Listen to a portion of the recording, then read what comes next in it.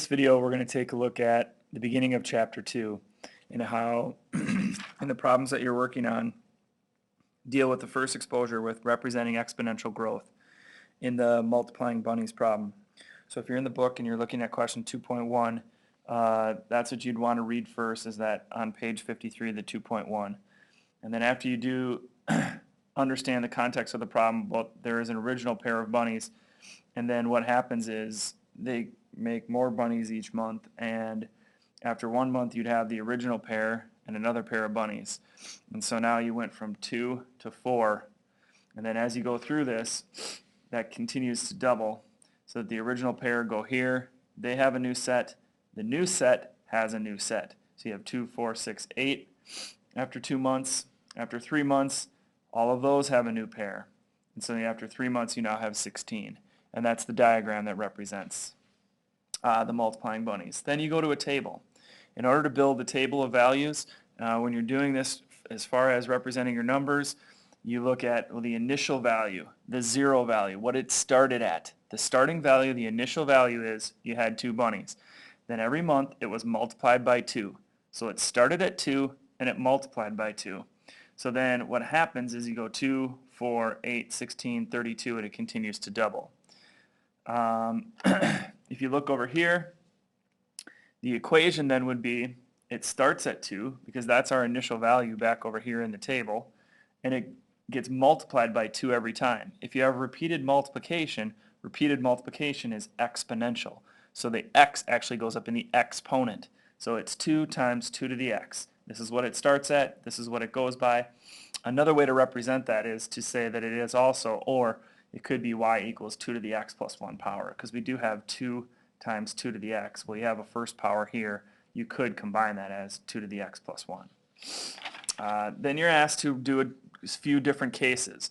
The case 2 says that you have the new pair, you have 1 new pair and the original pair each month, and in this time you're starting with 10.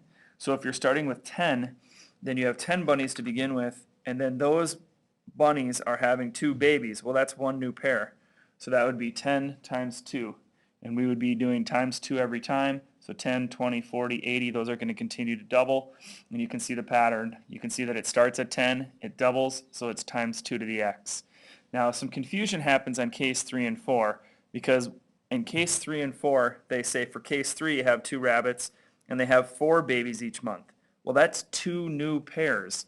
So the number that are having, the pairs that are having babies are 3. So you end up with actually a tripling. You have 3 new pairs having babies each time.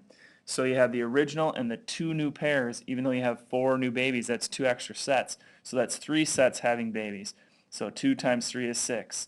Times 3, times 3, times 3. Then you should be able to predict the equation. It starts at 0 is 2. It multiplies by 3. So it's 2 times 3 to the x power. And you can see that down here, 2 times 3 to the x.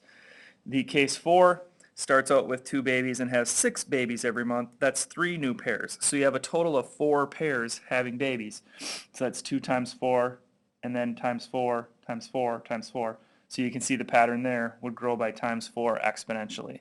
And the numbers get quite large when you're dealing with exponential growth, and that's 2 times 4 to the x. The final way to represent all of this data is in a graph.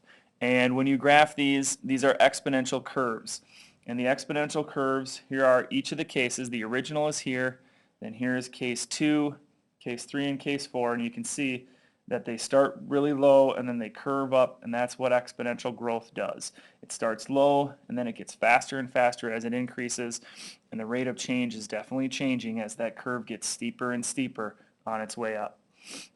This one, you'll notice the one that has y equals 10 times 2 to the x has a y-intercept of 10. It hits here at 10. That was the initial value. The 0 value was 10. Over here, these are all going through 2 because they all started at 2. And repeated multiplication is not linear. It's not going to make a line. It's going to make a curve. Now you should have the understandings, at least if you got stuck on any of the questions in the beginning of Chapter 2, and that is your beginnings to representing exponential growth equations.